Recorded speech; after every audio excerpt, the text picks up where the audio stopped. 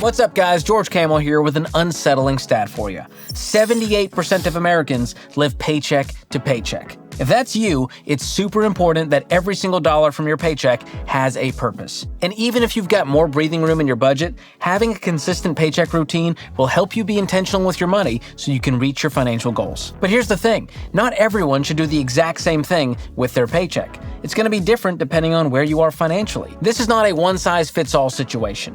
I'm not a fan of one-size-fits-all. Have you seen me? As a man of below average stature, I can assure you one size does not, in fact, fit all. So today we're going to break down 3 different paycheck routines for 3 different financial situations. That way, wherever you are on your journey, you'll know exactly what to do with the money in your next check. And spoiler, one of these routines will be the method that I personally use every single time your boy gets paid. I'm your boy, if you didn't know. That's my boy! But before we get started, hit those like and subscribe buttons and share this video with someone you know who has a job. Actually, share it with your unemployed friends too. Maybe it'll give Jeremy the motivation he needs to find gainful employment. I find that unlikely. Okay, this first paycheck routine is what you would use if you have any kind of debt other than your mortgage and you've already got $1,000 set aside for a starter emergency fund. So credit card debt, student loans, car payments, medical debt, basically anything you owe anyone. Yes, including the $300 you still haven't Venmo'd Kristen for the bachelorette party. And no, she didn't forget. In fact, she started a group text without you. She's talking trash.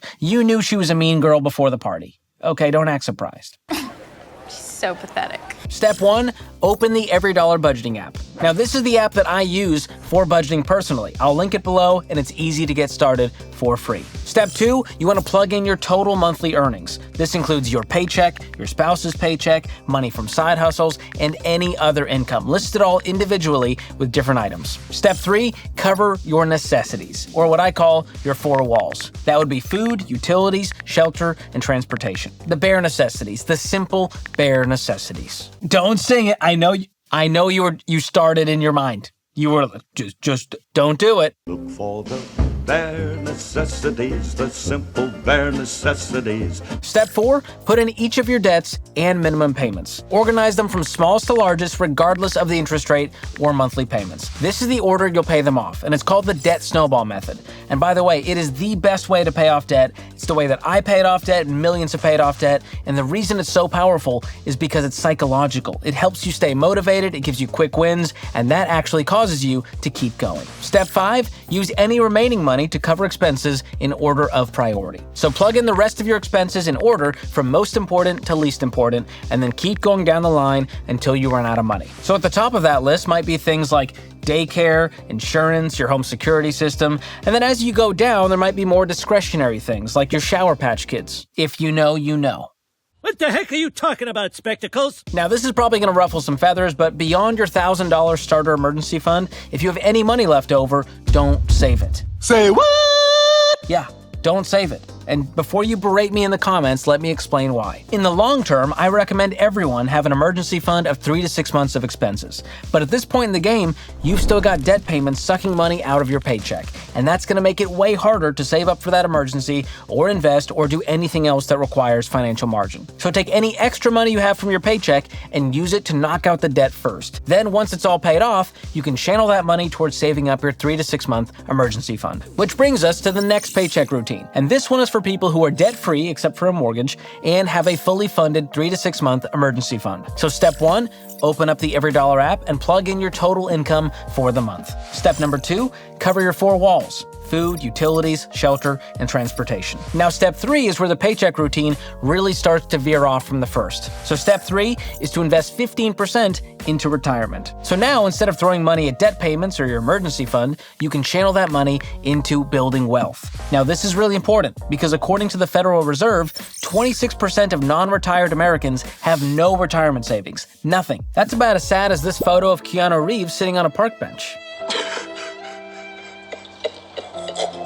And you do not want to end up facing retirement with no savings. I see it all the time and it breaks my heart, especially considering the rising cost of prunes and cream of wheat. You're gonna need that when you get older. I don't know why, but they tell me. And that's why you should be investing 15% of your income into tax-advantaged retirement accounts at this stage, like a 401k or a Roth IRA. Now, most people with employer retirement plans have this automatically deducted from their paycheck before it ever hits their bank account. So if that's you, you actually don't need to worry about this in the budget. It's already done. Just set it and forget it and learn to live on what's left in your check. Step number 4, use any remaining money to cover expenses in priority order. Just like we talked about in the last one, same thing here. Step 5, put any extra money toward your other goals. Since your debt is gone, now you can start saving that extra money for things like your kids' college, vacations to Gatlinburg, or a car to finally replace your '09 PT Cruiser that smells like a combination of kombucha-soaked carpet and clinical depression. And that one was personal. Not the depression, the kombucha-soaked carpet. Don't shake the kombucha. It's not what you want to do.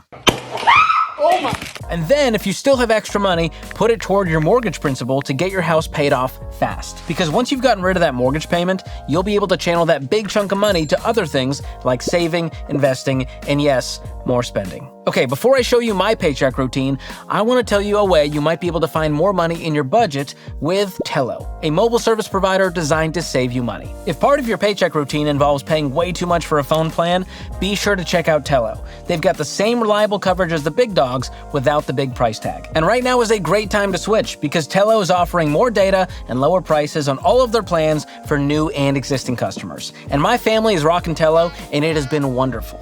And the best part, you can keep your same phone and phone number with no contract. So you're free to upgrade or downgrade whenever you want. You want to upgrade? Boom, you upgraded. You want to downgrade? Boom, you downgraded. Pricing starts as low as $5 up to $25 a month for the unlimited everything plan. And to sweeten the deal, you can get an extra $5 off the unlimited plan for your first month of service when you use my link. So grab this exclusive deal at tello.com/George or just click the link in the description. Okay, now I'm going to share with you my paycheck routine. And this is what you would use if you're debt-free with a fully funded emergency fund, you're investing at least 15% of your income into retirement, and your house is paid off. If that's you too, then congratulations. You're doing pretty freaking amazing and I'm proud of you. But you still need to be intentional with every dollar you make. You don't just stop doing a budget because you're at that point. Budgets are for life. Just like true friends and the lower back tat you got during your quarter-life crisis. That one it's hard to undo.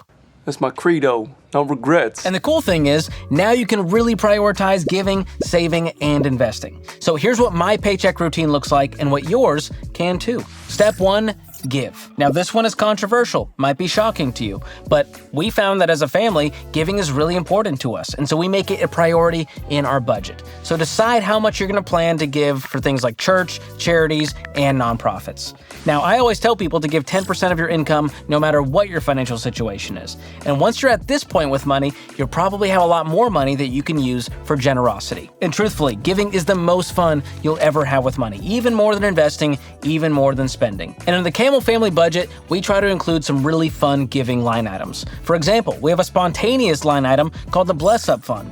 And we just put some money in there, and if either of us sees an opportunity to give, whether it's a stranger on the street or a friend at work, we can just give spontaneously, and it feels amazing. So even if you're not part of a local church and you're tithing, find ways to give, find things you're passionate about, and donate to them. It is well worth your time and money. Step 2, invest for retirement. Now, up until this point, we've said to invest 15% of your income. But once the house is paid off, you can increase your investing, which means you can do things like max out your 401k, max out a Roth IRA, max out your HSA, and even look into further things like a backdoor Roth IRA or a brokerage account outside of retirement if you want to retire early or pay for your next house in cash. That's where it gets really fun. Step 3, cover the bills. Shocking, you still got to cover the bills at this stage. So this would be things like your 4 walls and also other things like streaming services and other luxuries like fancy gym memberships. Step 4 is to save.